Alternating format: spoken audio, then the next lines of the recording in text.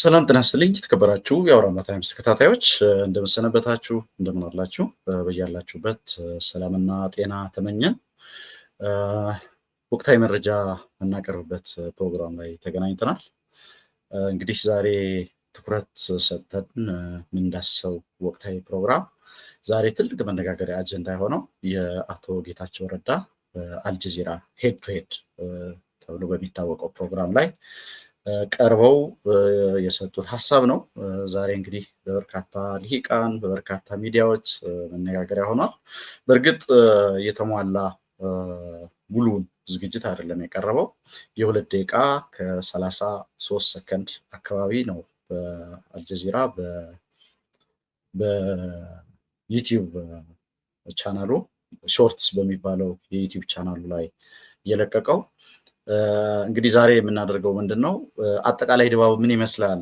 መጀመሪያ ይሄንን የ2 ደቂቃ ከ36 ሰከንድ አካባቢ እሱንም ጭምር አቅርበን ሁለተኛ ደግሞ በፕሮግራሙ ላይ ተሳታፊ የነበሩ ታዳሚ የነበሩ አጠቃላይ ፕሮግራሙን ተጀምሮ እስኪያልቅ ድረስ የተከታተሉ ጥያቄም ጭምር በመጠየቅ ተሳታፊ የነበሩ ሰዎች አውራምባ ታይምስ አግኝቶ አነጋግሯል ስለዚህ የምናደርገው ምንድነው ይሄ ዛሬ ተለቆ መነጋገሪያ የሆነው ብቻ ሳይሆን እንመለከተው ከዛ ውጪ ምን ጥያቄዎች ተነሱላቸው አቶ ጌታቸውስ ምን አይነት ምላሽ ሰጡ አጠቃላይ ምን ይመስል ነበር ኢንተራክሽኑ የሚለውንም ጭምር ምናቀርብ ይሆናል እንግዲህ ለዛ ነው ዛሬ በተለቀቀው የ2 ደቂቃ ቪዲዮ ላይ ሳንገደብ አሁን እንደገለጽኩት እዛም ተሳታፊ የነበሩ ሰዎች የሚሰጡን ሐሳብ ከዛ በተጨማሪ ደግሞ ዛሬ በተለቀቀው የ2 ደቂቃ ፕሮግራም ላይ መሰረት ተደርጎ ከተለያዩ የትግራይ ልሂቃን የተለያዩ ፖለቲከኞች የማህበራዊ ሚዲያ አንቂዎች እንዲሁም ደግሞ ታዋቂ ግለሰቦች እንዴት ነው ሐሳቡን በምን መንገድ ያስተናገዱት ነው ያው ተቃውሞ ያስተናገዱ ነው አቶ ጌታቸው ከሞላ ጎደል ያው የተለያየ ቤነፊት ኦፍ ዘ ዳውት የሚሰጧቸው ሰዎችም አሉ አቶ ጌታቸው ድጋፍ ሳይሆን ከዚህ አንፃር ነው እንዲ ለማለት ነው የፈለጉት ታዲያ ምን ያድርጉ ምናምን የሚል ይሄ የቤነፊት ኦፍ ዘ ዳውት ምንለው አይነት ኤክስኪውዝ የመስጠት አይነት ነገር የሚሰጡ ሰዎች አሉ የለም በማንኛውም ሰርከምስታንስ ውስጥ ቢሆኑ አቶ ጌታቸው እንደዚህ ማለት የለባቸው የሚሉም አሉ እስኪ ከዚህ መሸጋገሪያ በኋላ ተመልሰን እንጣ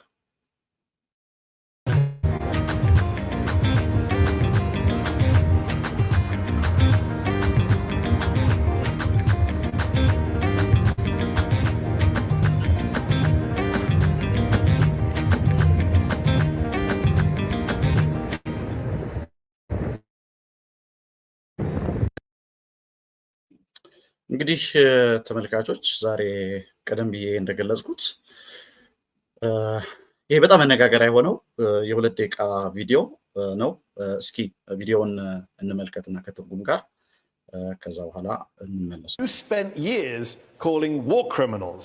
You said Abiy Ahmed, and I'm quoting you, perfected genocide into an art form. እዚህ ላይ እንግዲህ ዛሬ በተለቀቀው ቪዲዮ የመጀመሪያ ጥያቄ የሚያቀርበው ጋዜጠኛ መሐድ 2021 ላይ ወይም ደግሞ ከ4 ዓመት በፊት አቶ ጌታቸውን ቃለ ምልልስ አድርጎላቸው ነበር ጋዜጠኛው በወቅቱ ጠቅላይ ሚኒስትር አብይ በትግራይ ላይ ጥበብ በተሞላበት መንገድ ኢፌክቲቭሊ ጄኖሳይድ ፈጽሟል ብለህ ነበር ስለዚህ በዚህ ወንጀላ አሁንም ስቲል አቋምህ ነው ወይ ነው ያላችሁ Do you stand by those genocide accusations or have you walked them back now that you work with whatever the superlatives there I know all kinds of crimes were committed in Tigray አገላለጹ ምንም ይሁን ምን በምን መጠን የሚለውን ነገር ሌላ ጉዳይ ሆኖ ሁሉንም አይነት ወንጀሎች ትግራይ ላይ ተፈጽመዋል በጦርነቱ ወቅት ነው ብቻ አቶ ጌታቸው Did Abiy Ahmed carry out a genocide ጠቅላይ ሚኒስትር አብይስ ጄኖሳይድ ፈጽመዋል ወይ ያኔ እንግዲህ እንደዚህ ብለሃቸዋል ፈጽመዋል ወይ ነው I will tell you this as a lawyer I cannot say who did this and that but the crime እንዲህ አይነቱን ድምዳሜ ለመስጠት እንደ ሎየር ወይም እንደ ህግ ባለሙያ ነገሩን ሳይው እዚህ ድምዳሜ ላይ ለመድረስ ይከብዳል ነው ያለው ማን ምን ፈጸመ የሚለውን ስፔሲፊክ ለመግለጽ ያስቸግራል ነው ያለው was committed in Tigray You're a lawyer ኦኬ አንዴ ጠብቀኝ ይልና ጋዜጠኛው ኦኬ ሎየር ነኝ ብለኸኛል የህግ ባለሙያ ከሆንክ Yeah. Were you not a lawyer in 2021 when you said በ2022 21 እንግዲህ ከ4 ዓመት በፊት ይሄንን አገላለጽ ስትጠቀም ሎየር አልነበርክም ወይ ነው የሚለው? Abiy Ahmed has carried out a genocidal campaign? Yeah, I was Were a you not a lawyer. lawyer when you said Abiy committed genocide on the people of Tigray? I was a lawyer. አዎ እንግዲህ ያኔ እንደዚህ ብለሃል። ያኔስ ሎየር አልነበርክም ወይ? ያኔስ የህግ ባለሙያ አልነበርክም ወይ? እንደዛ ስትል ይለዋል ጋዜጠኛው አቶ ጌታቸው። አዎ እንደዛ ነው የነበርኩት። And I was in the heat of a conflict that was.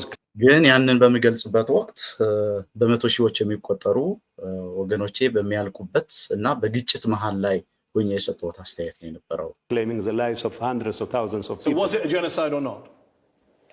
ስለዚህ ጄኖሳይድ ነበር። ስለዚህ ያ ጄኖሳይድ ነበር ወይስ አይደለም? አዎ ጄኖሳይድ በትግራይ ላይ ተፈጽሟል ብዬ አምናለሁ ይላሉ አቶ ጌታቸው። Been committed in Tigray by Abiy Ahmed. Well, I have to be. በማን የተፈጸመው? በጠቅላይ ሚኒስትር አብይ ነው ወይ ብሎ ያስከትላል። ያው ለመጠቀማቸው ቃላት በጥንቃቄ ወይም ደግሞ ሪስፖንሲብል መሆን ስላለብኝ እንደዛ ማለት አልችልም ነው የሚለው። Responsible for my words now. So you weren't responsible and I before? am ready. ስለዚህ ያኔ ሪስፖንሲብል አልነበርክም ወይ ነው የሚላቸው?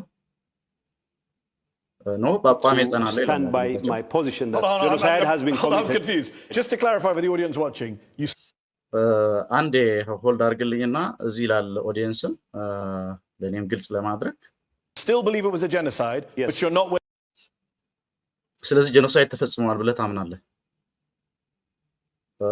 ነገር ግን ማን እንደፈጸመው ለመናገር to say he did the genocide. Yes.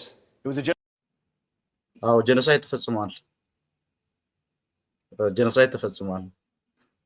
በማን እንደተፈጸመ ግን ልትገልጽ አልፈለክም። ስለዚህ ጄኖሳይዱ በራሱ ነው ተፈጻሚ የሆነው። Genocide just happened by itself. No, there were so many actors involved. Okay. በርካታ አካላት ተሳታፊ ነበሩ በዚህ ጦርነት ጊዜ። ስለዚህ ያው በእነዚህ አካላት የተፈጸመው ነው።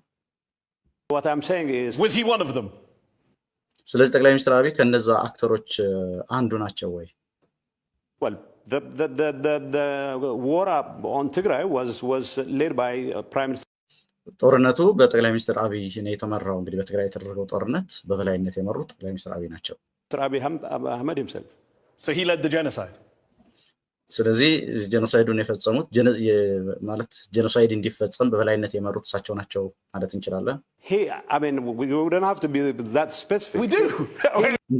እንደዛ ነጥለን ማየት የለብንም፣ እንደዛ በተናጠል ማየት የለብንም ይላሉ አቶ ጌታቸው። አይ እናያለን እንጂ በዝርዝር እንድናይ እኮ ነው የጋበዝንህ ይላቸዋል ጋዜጠኛ። What did you hear to find out your He led the war. ማለት እንደዛ ስፔሲፊክ ነገሮችን ወይም በዛ መጠን በዝርዝር ማን ምን አደረገ የሚለውን ነገር ማየት ከባድ ነው ሲል አቶ ጌታቸው፣ ያው ጋዜጠኛው አይ በዝርዝር እንመልከተው እንጂ ለዛ እኮ ነው የጋበዝንህ ምልከታህን ለመስማት ነው።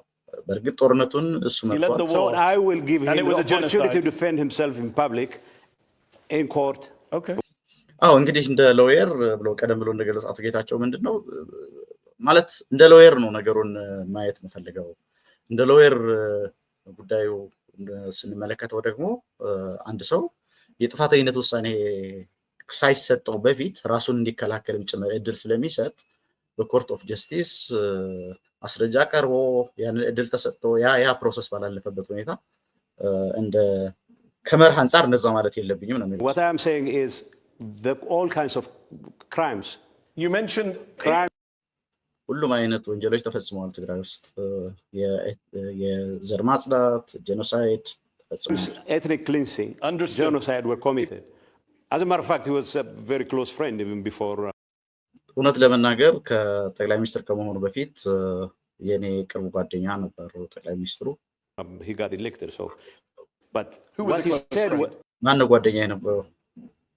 Abiy was my close friend. you hated him. ጠቅላይ ሚኒስትር አብይ ጓደኛ የነበረው እንዴ? ጄኖሳይድ ፈጽመዋል እኮ እያልክ ነው። እና ጄኖሳይዳል የሆነ የጦርነት ትርክቶችን መርተዋል እኮ እያልክ ነው። He said he was a genocidal warmonger, imperialist. Yeah, but weird friends you have. That doesn't change the fact that we're friends. ያ ግን ጓደኛ መሆናችንን አይቀይረውም እውነታውን አይቀይረውም ጓደኛ ነው የነበርነው እውነታውን አይቀይረውም The fact that he's a genocidal warmonger didn't change the fact that you were friends.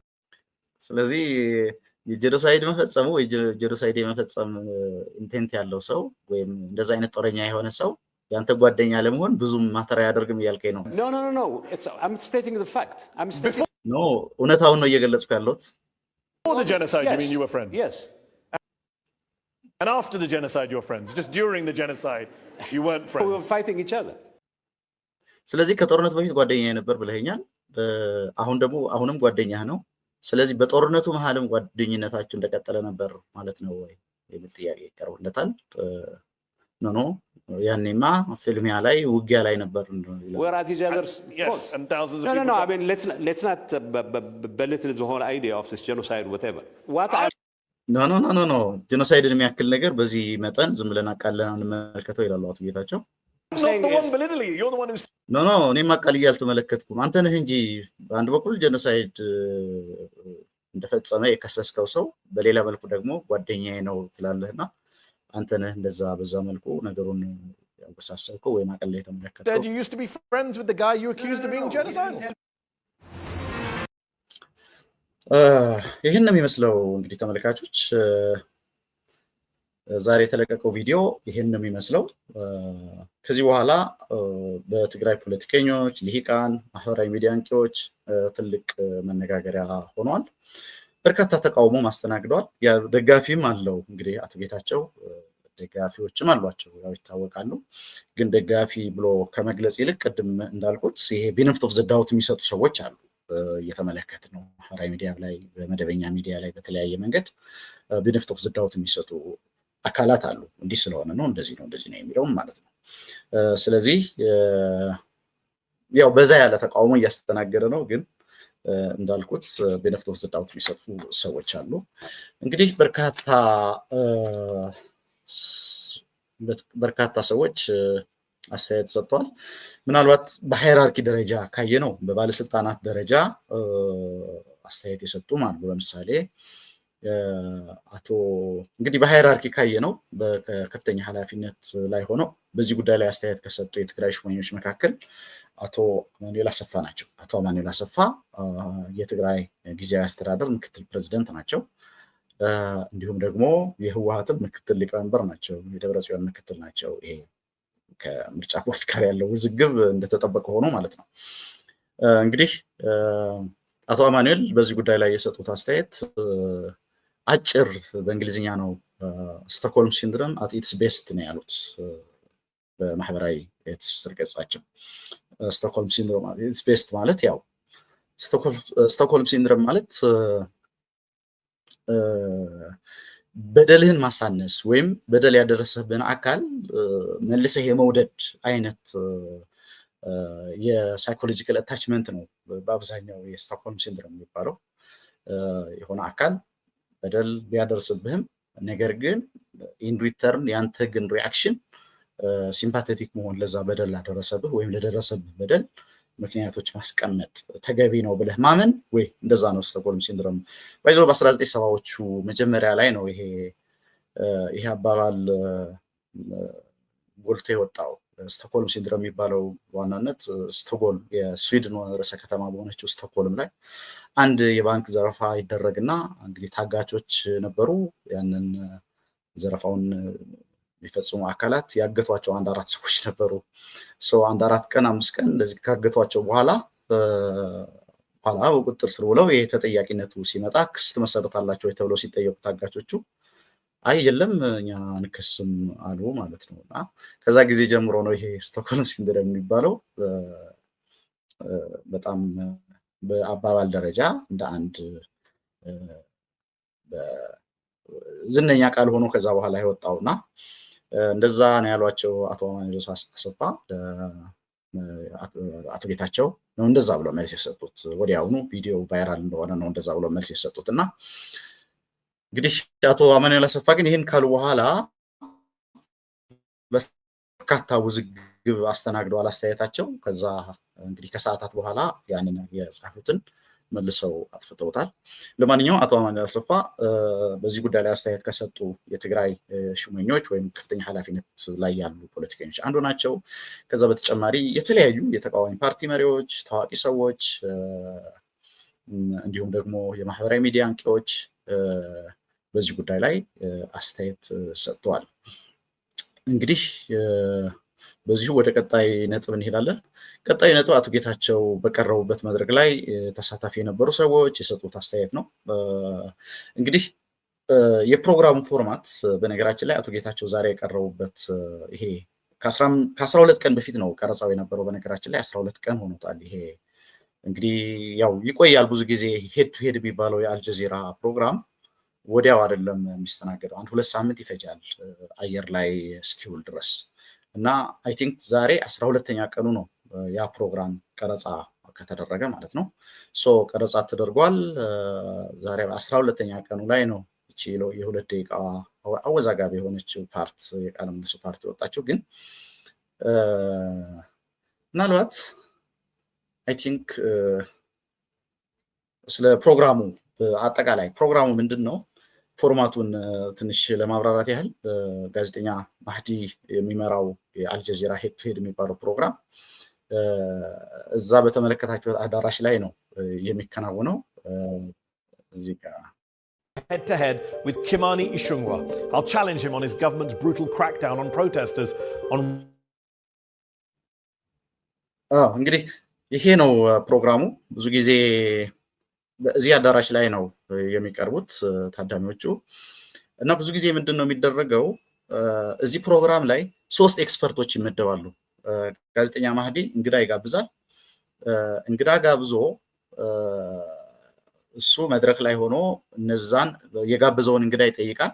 ከዛ በተጨማሪ 3 ኤክስፐርቶች በዛ ጉዳይ ላይ ግንዛቤ ያላቸው ተብለው የሚባሉ አካላትን ደግሞ ፊት ለፊት ያስቀምጣል ማለት ነው። እነሱ ላይ ማይክ ይደረጋል።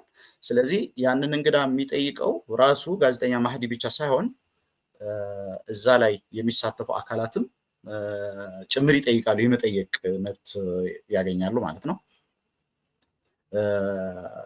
እንግዲህ በዛ መልኩ ነው ፕሮግራሙ የሚደረገው። ስለዚህ ምን ይመስል ነበር አጠቃላይ ይሄ ቀደም ብለን ያየነው የ2 ደቂቃ ብቻ ሳይሆን አጠቃላይ ዝግጅቱ ምንድነው ይመስል የነበረው በሚል አዳራሹ ላይ ተሳታፊ የነበሩ አካላት አነጋግረናል። እንግዲህ ነጥብ በነጥብ እነሱ የነገሩንን ወደ እናንተ እናቀርባለን። ከዚህ መሸጋገሪያ በኋላ ተመልሰን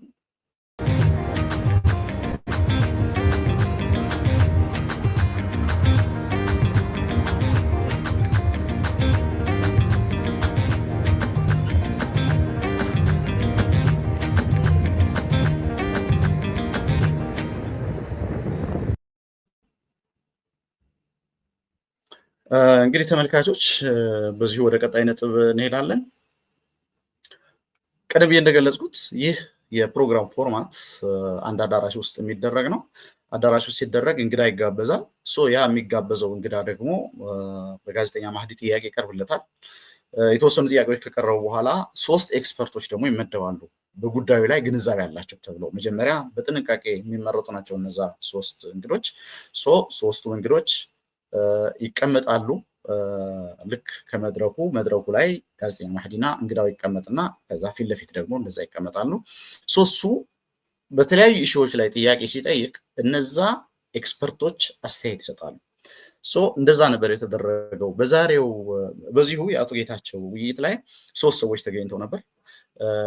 እንግዲህ አንደኛው የኖርዌጂያኑ ታዋቂ ፕሮፌሰር ታውቁታላችሁ፣ ትሮምቦል የሚባለው ተንታኝ ነበር አንዱ። በኢትዮጵያ ጉዳይ፣ በትግራይ ጉዳይ እንዲሁም አጠቃላይ በተለይ በዚህ 10 ዓመት ውስጥ ትግራይ ላይ ያለውን እና በኢትዮጵያ አጠቃላይ በሆርን ኦፍ አፍሪካ አካባቢ ያለውን በቅርብ የሚከታተል ተንታኝ ነው ፕሮፌሰር ትሮምቦል ማለት እሱ ነበር አንዱ። ከዛ ቀጥሎ ጋዜጠኛ ጸዳለ ለማ ብዙዎቻችሁ ታውቃታላችሁ። የኢትዮጵያን ኢንሳይደር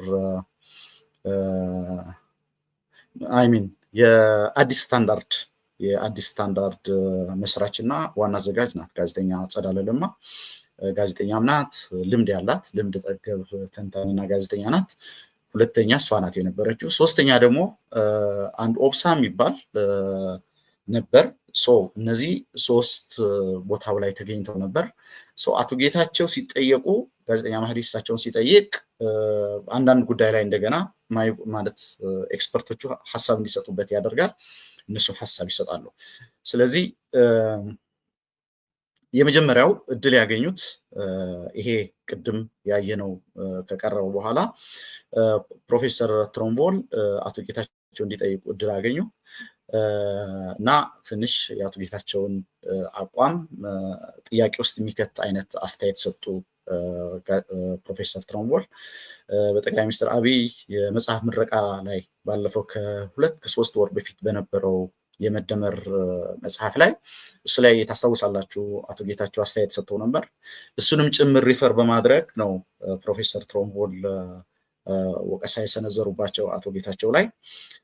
ያኔም እንደዚህ ብለህ ነበር፣ ስለዚህ በጦርነቱ ወቅት የነበረ አቋምና አሁን ያለህ አቋም በጣም ተቃራኒ ሆኗል ሲሉ እንደተቿቸው ሰምተናል። አቶ ጌታቸው ግን ያኔም ያው በንጽጽር ያኔ የነበረ መረጃ ጦርነት መሃል ላይ ስለነበር ነው ነገሮችን ለማየት እድል እንዳላገኙ ገለጹ።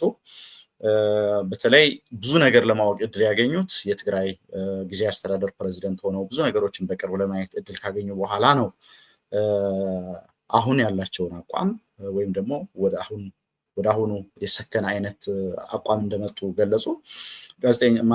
ፕሮፌሰር ትሮምቦል ፋክት እኮ አይለወጥም፣ ብዙዎቹ ያኔ የሰጣቸው አስተያየቶች ፋክት ላይ ቤዝ ያደረጉ ናቸው። ፋክት ደግሞ በጊዜ ሂደት የሚለወጥ አይደለም። አስተያየት እና በሆነ ጉዳይ ላይ የሚኖረን ምልከታ በየጊዜው ሊሻሻል ይችላል። ፋክት ግን ፋክት ነው እንዳላቸው ሰምተናል። ስለዚህ ይህንን ካለ በኋላ በቀጣይ ከዛ በመቀጠል ጋዜጠኛ ጸዳለ ለማ አስተያየት ሰጠች። የጋዜጠኛ ጸዳለ ለማ አስተያየት በቅርቡ ወደ ምዕራብ ትግራይ ተጉዞ አቶ ጌታቸው ወደ ምዕራብ ትግራይ ተጉዘው እዛ ካሉ አስተዳዳሪዎች ጋር ያደረጉት የነበራቸውን ቆይታ የሚመለከት ጥያቄ ነው ያቀረበችው። በዚህ ጉዞ ከኮሎኔል ደመቀና ከአሸተ ደምለው ጋር የነበረው ስብሰባና እዛ ያንጸባረቃቸው አስተያየቶች ትንሽ የህዝብን ስነልቦና ወይም ሞራል የሚነካ አይነት አይደለም ወይ? አንተንስ እንዴት በዛ መልኩ ህዝብን በዛ ደረጃ ያፈናቀሉ በዛ ደረጃ ለጉዳት ያደረሱ ወገኖች ጋር ተቀምጠ በዛ መልኩ የሰጠው አስተያየት ከሞራል አንጻር እንዴት ታየዋለህ የሚል ጥያቄ ነበር። አቶ ጌታቸው በበኩሉ ህዝቤን የሚጠቅም እስከሆነ ድረስ ራሴንም ጭምር ሞራሊ ጎድቼ ዋጋ እከፍላለሁ። ያው ብዙ ጊዜ አቶ ጌታቸው ይሄንን ነገር ይገልጸዋል። እኔ የኔ መጎዳት ወይም ደግሞ የኔ አንገት መድፋት ህዝብን እስከጠቀመ ድረስ አደርገዋለሁ የሚል ነገር በተደጋጋሚ ይገልጻል። በዚህ መድረክ ላይም ያንን እንደገለጸ ነው የሰማነው። ከዛ ቀጥሎ እሷ ልክ እንደዛ ብሎ መልስ ሲሰጥ ጋዜጠኛ ማህዲ ደግሞ ከጠቅላይ ሚኒስትር አብይ ጋር ለመስራት ለምን እንደመረጠ ጥያቄ አቀረበለት። የፕሪቶሪያ ውል ተፈጻሚ ሊሆን የሚችለው ተቀራርቦ በመስራት ነው። ስለዚህ ከዛ አንጻር ነው ሳይሸራረፍ ተግባራዊ እንዲደረግ የፕሪቶሪያ ውል የግድ መቀራረብ ነበረብን የሚል ምላሽ ተሰጠ። ጋዜጠኛ ማህዲ ቀጠል አድርጎ አማካሪ ሚኒስትር እኮ ነህ ማለት ከዛ ውጪ አማራጭ አልነበረህም ወይ እሱንም ለማድረግ? አሁን እኮ ለትግራይ ሳይሆን የምትሰራው አማካሪ ነህ። የፌዴራል ሹመኛ እኮ ነው። ሚኒስትር ነህ፣ አማካሪ ነህ። ተቆጥሮ የሚሰጥህን ስራ ነው የምትሰራው እንደ አማካሪ እንጂ የትግራይን ለመጥቀም የሚል አይደለም የተሰጠ ኃላፊነት። ምክንያቱም የምስራቅ አፍሪካ ጉዳዮች አማካሪ ነው የሚለው ስልጣንህና በዚህ ስልጣንህ ደግሞ የተሰጠህን ስራ ነው የምትሰራው እንጂ አንተ ከምትለው አንጻር ፕሪቶሪያ ተፈጻሚ እንዲሆን ወይም ደግሞ የትግራይን ህዝብ ለመካስ የሚል ነገር እዛ ላይ እንደሌለ ይገልጽለታል። ጌታቸውም ውሉን የፈረመው ከፌዴራል መንግስት ጋር በመሆኑ ሁለት ምርጫ እንደነበረው ይገልጻል። ሁለት ምርጫ ነበረኝ። የመጀመሪያው ምርጫ ሌሎቹ ትግራይ ያሉ ጓዶቼ እንዳደረጉት ኤርትራ ባለስልጣናት ጋር ግንኙነት ማድረግ ወይ ማስተላለፍ ወደዛ ማድረግ ነው። ሁለተኛው ደግሞ ከፌደራል መንግስት ጋር መሆን ነው። እኔ ደግሞ የመረጥኩት ምርጫ የፕሪቶሪያ ውል የፈረምነው ከፌደራል መንግስት ጋር ስለሆነ ከዛ አንጻር ነው ከፌደራል መንግስት ጋር ሆኜ ይሄንን እዛ በተሰጠኝ ኃላፊነት ላይ ሆኜ ያንን ጉዳይ እየተከታተልኩ ያለሁት የሚል ምላሽ ሰጡ። ጸዳለ ለማ ቀጠለች። ከተሾምክበት ጊዜ አንስቶ ኦኬ እሺ የትግራይን ህዝብ ለመጥቀም ብለህ ከሆነ ወደዚህ ኃላፊነት የመጣኸው ምን ስራዎች ሰራህ የሚል ጥያቄ ሰነዘረችለት። ያው አጭር ጊዜ ነው፣ በዚህ አጭር ጊዜ ምን ይሰራል ብለሽ ነው ገና አሁን ነው ስራውን የጀመርኩት የሚል ምላሽ ሰጥቷታል። አይ ቲንክ 7ኛ ወሩን ይዘዋል አቶ ጌታቸው እዛ ሹመት ላይ ከተቀመጠ። ከዛ ቀጥሎ ሌላ በቅርቡ ታስታውሳላችሁ ተመልካቾች ወደ 231 የሚሆኑ ከፍተኛ ወታደራዊ አመራሮች፣ የፓርቲ ሰዎች በዚህ በህገወጥ የማዕድን ንግድ ላይ፣ በህገወጥ የሰው ዝውውር ላይ እንዲሁም በተለያዩ ወንጀሎች ላይ ተሳታፊ ናቸው በሚል ስም ዝርዝራቸው ወጥቶ ነበር። እሱም ነጥብ ተነስቶ ነበር። ስለዚህ እዛ ላይ ያለህበት ወይ ተጠያቂ ነህ ወይ ይለዋል ጋዜጠኛ ማህዲ። አይ እኔ ብቻ ነኝ ማለት ሁሉም ከ231 እኔ ብቻ ነኝ ነፃ እዛ ውስጥ የለሁበትም የሚል ምላሽ ይሰጣል። ከዛ ሌላም ጥያቄ ከኤርትራ ጋር በተያያዘ አሁን የኢትዮጵያ መንግስት የባህር በር ፍላጎት እንዳለው፣ የባህር በር አክሰስ የማግኘት ፍላጎት እንዳለው፣ ወደብ እንደሚያስፈልገው በመግለጽ ከኤርትራ ጋር ወደ ሰጣ ገባ አይነት የመግባት አዝማሚያ ይታያል እና ጦርነት የሚኖር ይመስልሃል ወይ የሚል ጥያቄ ነበር የቀረበለት። አቶ ጌታቸው ሲመልስ ጦርነት አይኖርም፣ ሁለቱም ኤርትራም የኢትዮጵያ መንግስት የጦርነትን አስከፊነት ጠንቅቀው ስለሚያውቁ ወደ ጦርነት አይገቡም የሚል ምላሽ መስጠቱን ሰምተናል። ስለ ስምረት ፓርቲም ጥያቄ ቀረበለት። እንደውም እዚህ ጋር ምንድነው የሚለው ጋዜጠኛው በበርካታ ኃላፊነት ላይ እኔ እናንተ ስንተዋወቅ የፌዴራል መንግስት ሹመኛ ሆነህ ነው፣ ሚኒስትር ነበር፣ የፓርቲ አመራር ነበር። ከዛ በኋላ እንደገና ትግራይ ላይም የስራ አስፈጻሚና ቃል አቀባይ ነበር። እንደገና ከዛ ደግሞ አልፎ የክልሉ ፕሬዚደንት ሆንክ። ከዛ አሁን ደግሞ እንደገና ሌላ ስምረት የሚባል ፓርቲ ደግሞ እንደገና አቋቁመህ አሁንም እና ስልጣን ለምንድን ነው ለወጣቶች ማስረከብ? የዛ አስፈላጊነት ተገቢ አይደለም ወይ? አይ እኔ ለጊዜው ነው እዛ ኃላፊነት ላይ ያለሁት መስመር እስኪይዝ ድረስ እንጂ እዚህ ኃላፊነት ላይ አልቀጥልም የሚል ምላሽ ሰጥቷል አቶ ጌታቸው። ከዛ በተጨማሪ በአፋር ክልል ላይ ያሉ ታጣቂዎችን በተመለከተ እሱ ላይም ጥያቄ ቀርቦለታል። በአንድ በኩል ስለ ፕሪቶሪያ ስምምነት ትገልጻላችሁ፣ ነገር ግን ስምምነቱ በሚቃረን መልኩ አፋር ላይ ደግሞ ታጣቂ አላችሁ፣ ያ እንዴት ይሆናል? እኔ የማውቀው ታጣቂ የለም፣ የኛ አይደለም ታጣቂው፣ እንደ ፓርቲ እኛን አይመለከትም የሚል አስተያየት መስጠቱን ሰምተናል። አስከትሎ ደግሞ ጋዜጠኛ ማህዲ ኖ አንተ እኮ የጠቅላይ ሚኒስትሩ አማካሪ ነህ፣ ይህንን ጉዳይማ ማወቅ አለብህ የሚል ጥያቄ ጠይቀዋል። መረጃ እንደሌለው ይገልጻል። ሌሎች በርካታ ጥያቄዎችም ቀርበዋል። በኢትዮጵያ የጋዜጠኞች እስር መኖሩን ስም በመጥቀስም ጭምር ጋዜጠኛው እንደሞከተው መረጃ ሰምተናል። መረጃ እንደሌለው እኔ በሱ ጉዳይ ላይ ምን ያህል ጋዜጠኛ ታሰረ የሚለውን ነገር ዝርዝር መረጃ እንደሌለው አቶ ጌታቸው መልስ ሰጥቷል። ከዛ በተለየ ሁኔታ አንተ የምትለው የፕሪቶሪያ ስምምነትም እንዲፈጸም ማድረግ፣ ተፈናቃይ እንዲመለስ በማድረግ በኩል ለምንድን ነው ውጤታማ የማይሆነው የሚል ጥያቄም ቀርቦለታል አቶ ጌታቸው። ይሄ በዋናነት ጥያቄዎቹ ትግራይ ላይ ያሉ የህወሓት አመራሮች እና እነዚህ የጸጥታ ኃላፊዎች ወይም ወታደራዊ አዛዦች ናቸው። ስለዚህ እነዚህ ናቸው እያደናቀፉ ያሉት። እነሱ እስካልተጠረጉ ድረስ ተፈናቃይም የሚመለስበት እድል አይኖርም፣ ሰላምም የሚፈጠርበት ሁኔታ አይኖርም። ለዛ ነው እየሰራው ያለሁት በዋናነት እነሱም ገለል እንዲሉ እንዲጠረጉ ለማድረግ የቻልኩትን ሁሉ አደርጋለሁ የሚል ምላሽ ሰጥቷል። ከዛ ሌላ አንድ ኢንተረስቲንግ ጥያቄ ቀርቦለታል። ወደ ጦርነት የሚገቡ ከሆነ ኢትዮጵያና ኤርትራ እንግዲህ የኢትዮጵያና የኤርትራ ሰላም እንዲመጣ በማድረግ ነው ጠቅላይ ሚኒስትሩ የኖቤል ሽልማት የተቀበሉት በ2019። ስለዚህ አሁን እንደገና ጦርነት ውስጥ የሚገባ ከሆነ ያ ሽልማት አስፈላጊ አይደለም ማለት ነው። ሊነጠቅ ይገባል ወይ ጠቅላይ ሚኒስትሩ ሊነጠቁ ይገባል ሽልማቱ ብለህ ታምናለህ የሚል ጥያቄ ቀርቦላቸዋል። ይሄ የተቋሙ ጉዳይ ነው የሚሆነው። የሸላሚው ድርጅት መብት ነው የሚሆነው። እንጠቃለበት ብሎ ካመነ ያው የሱ መብት ነው የሚሆነው የሚል ምላሽ ሰጥቷል አቶ ጌታቸው። ኖ ያንተ ምልከታ ነው፣ ምክንያቱም ሽልማቱ በግልጽ ይታወቃል በምን ዘርፍ እንደተሰጠው። በኢትዮጵያና በኤርትራ ለ20 ዓመታት የዘለቀው ግጭት በሰላም እንዲጠናቀቅ በማድረግ በዚህ ዘርፍ ነው ሽልማት የተሰጣቸውና አንተ በግልህ እንዴት ታስባለህ የሚል ጥያቄ ቀርቦላቸዋል። እዛ ላይም ትንሽ አቋም ለመውሰድ ተቸግረዋል። ግን ያው የሽልማት ድርጅቱ መብት ነው ብለው ነው ያለፉት እና ሌሎችም በርካታ ጥያቄዎች ቀርበውለታል አቶ ጌታቸው። እንግዲህ ይህንን እዛ ተሳታፊ የነበሩ አካላት የሰጡን መረጃ ነው ወደ እናንተ ያቀረብነው።